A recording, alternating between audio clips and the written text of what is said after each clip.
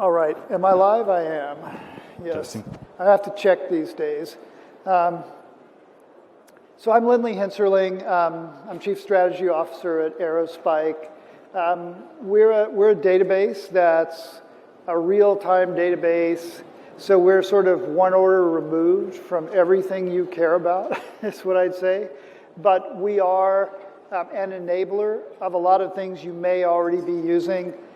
We drive a lot of the personal information stores and personal profiles behind things like the Adobe Experience Cloud, behind the trade desk, if you're using that.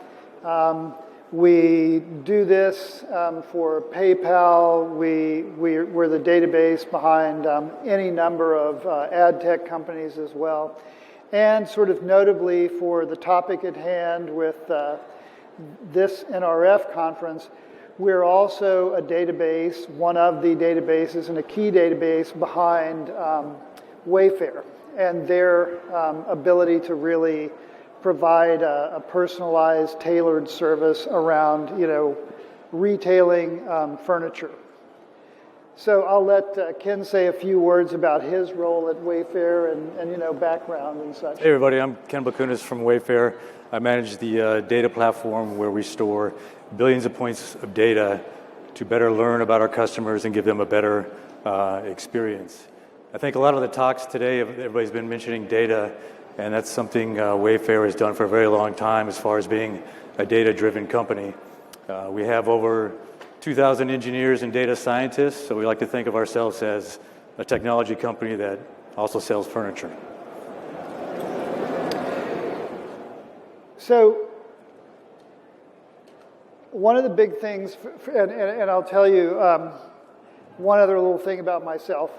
I ran a big ERP business for Oracle, and then I semi-retired, and as a part of that retirement, I worked for a small regional retailer selling recreational goods, so skis, all the things that I like to do, skis, fishing gear, etc. And they were an omni-channel retailer, and you can't ever get away from your tech sins, is what I will say. I was just working in the store to get the good swag and the nice discounts and the pro deals, and a few times a week, etc. And I wound up getting very involved in their omni-channel initiatives, right? And found out that it ain't as easy as most of your tech app companies selling to you might say. And the responsible parties in this will remain anonymous, but it got me to thinking a lot about what it takes to provide an adequate, and I would say adequate service to customers who are living in the virtual online world, driven by Amazon, driven by Facebook and Google, and by all you guys too, right? And so we had a site, we provided a lot of great content, but when people came in the store, we didn't know them, right? And they came in from all over the world, right? And they may have bought stuff from us, and they might have had an in-store pickup, and they liked the experience online. They liked that we could present a lot of things to them, that we could tell them, we have this on hand, or we don't, or when we can have it. But when they got in the store, they picked something up, they picked some skis up, and we were just stumbling around, if you will, right? And that dichotomy of experience between the online world where it's driven by data, as Ken was saying, and driven by data in real time. When you're online, kind of like there are 5 of these left. You also can sort of drill down into explanations about product with some dependability. And in the store, we would wind up with things like, well, Jeb's not here, and he's the one who skis those skis, right? And the customer kind of would shrug and go like, oh man. And what I learned to do was go, gee, let's go to our website, where we had content around it. And I'm sure a lot of you are doing that. with this. But, you know, this dichotomy between we know who you are, we know what kind of skis you like to ski, you know, stiff skis, soft, easy skis, powder skis, whatever, right? We knew these things about them from having visited the website multiple times, and there was a convergence of customer experience and store intent, right? When they came in the store, it wasn't that way, and for me, it felt like it should be the opposite, right? We should somehow know these people that were coming in. So this notion of like really less personalization than you experienced online is a tough thing for people to experience. And then online, right, there's a lot of other stuff. So I come from an ERP background too, you know, sales order entry, inventory management, logistics and everything. So when I look at the convergence of online and in-store, I see a more complicated picture than probably most people do. But when you're online, you typically have some level of visibility into your logistics and what's on hand and where and when I can deliver what, right? And in store, that should be the same. But sadly, what happens mostly is people wind up going online if they're a really good sales associate and just going through your, you know, website to answer the customer's questions or telling them, hey, go off and self-service maybe. And there's got to be sort of a better way to get some level of convergence there. So this is like, why don't we use all of our digital capabilities in store? And there are a lot of reasons for that, right? The big reasons are that, you know, when we start saying everything that's happening on the web can be reflected in every store and be in the hands of every sales associate, right? People start going, well, what's that going to do to my workloads, right? And how am I going to handle, you know, even more traffic for inquiries onto the inventory systems and everything else? So this is where a convergence of a picture of those data models that you use online being available in the store in an app that's essentially just another interface to the exact same information becomes a really attractive and important thing. And, you know, we want to have this convergence, and we want to have some level of personalization. And so it's tough to think about how we're going to get the customer in the store. You know, everybody that comes into the store, we ask them for their email address, right? And then we have some visibility into them. You know, everybody loves, like, I can send you your receipt by email, but what we're really doing is getting their email so that we can push information at them. But is it tied back to the better picture of many, many data points over time that we have online? And often it's not. So to some extent, the remedy is mobile apps, and more people are changing their retail stores to be app compatible, if you will, right? So being able to scan things in the store and then get recommendations that are based upon your online experience, being able to have dynamic pricing, not just based upon where you're at with your inventory and such, but dynamic pricing based on the importance of a given customer, just like some of you do, and I think the best of us do online, that we know the value of that customer, we know what they've bought for that year or that period and what they're likely to buy in the future, and we can price accordingly and give discounts accordingly. And then as we move to more an app-driven interface in the store as well, we can start to achieve some of those things. So this is, you know, a basic picture, and, you know, I'm not going to go into much about our database here. If you want to, you can go over to our booth, and we've got tech people who will go into whatever level of detail you want, or you can follow up back with your IT people. But the ability to handle multiple streams of data from your online world, contextual data from the news, social, from weather, from whatever else, right? And also what's happening in every store in real time.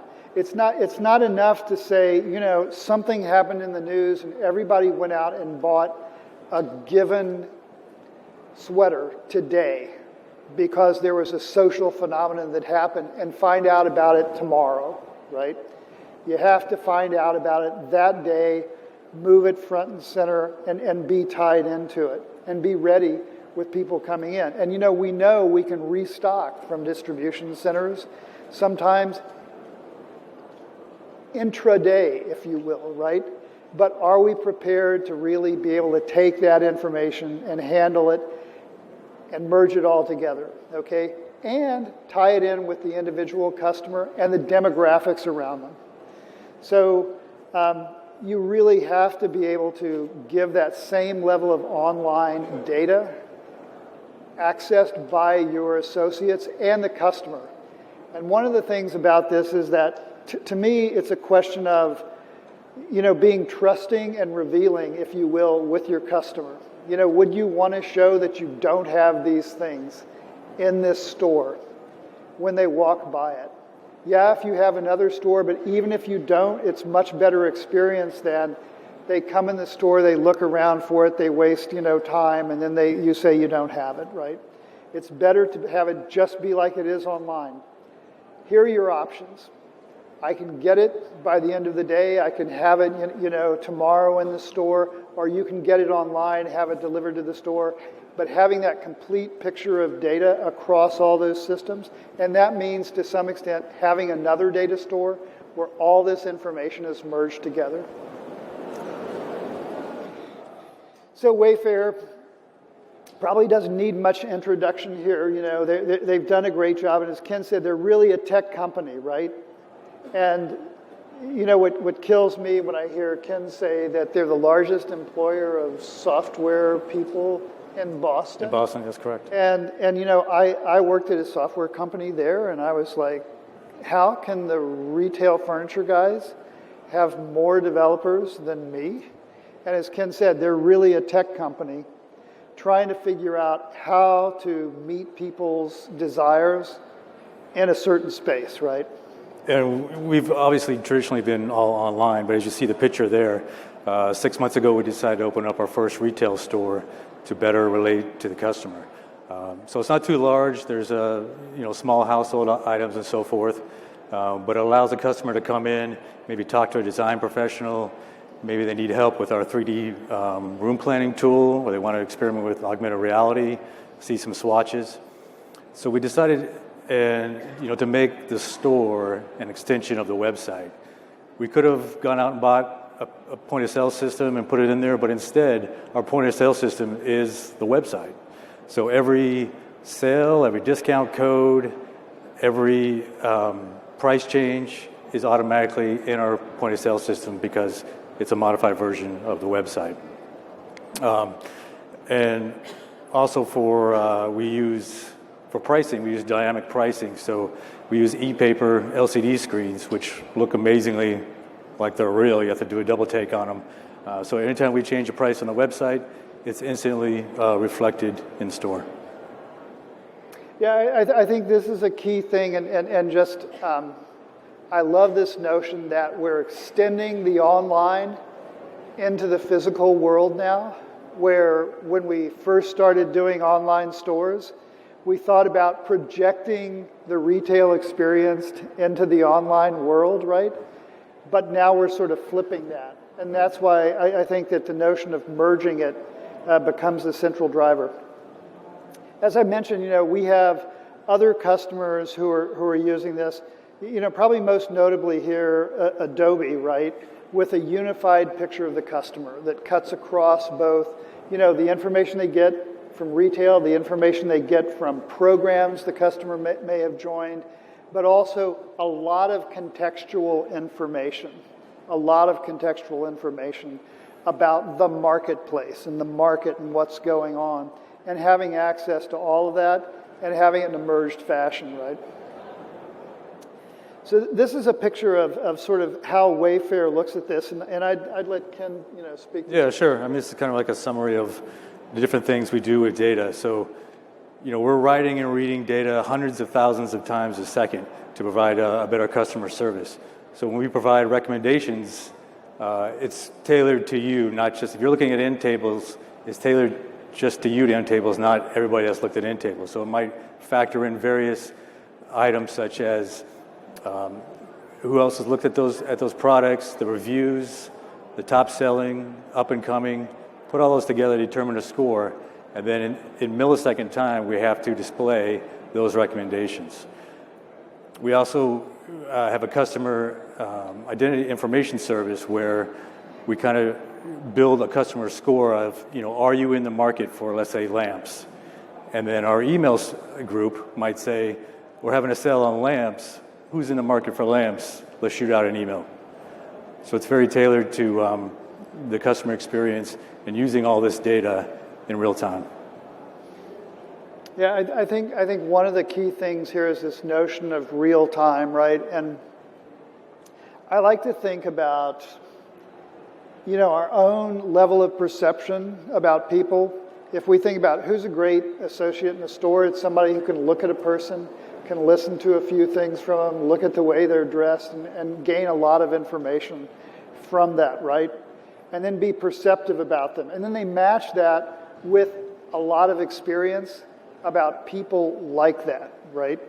And you can do even better, right, with lots and lots of data to pattern match against. But this also has to be done fast enough so that you're not that person that goes, oh, gee, I wish I had said this to that customer, because doing it in real time is the driver of, they've moved to the other website, they've left your store. You have to be able to process this data and act on it and give people the ability to act on that data in the moment of that interaction. And that's not the whole time they're in the store, it's not the whole time they're on a website. It's a given moment where their attention is something you have, right? And so a lot of what we've done in the database world is just make that possible. And I'm not going to go into a lot about the technology, but we believe that really being able to process as much data as possible within a given time window or service level agreement window, and that's really in milliseconds, right? You have, let's say, 40 milliseconds to determine whether somebody's committing fraud online. You have another, 100 milliseconds to match it against some other data, and then you have to decide what to put up in front of them, and you have to serve up that content. And it has to be done within very tight windows, or people go, you know what, I'm going to flip to the next thing.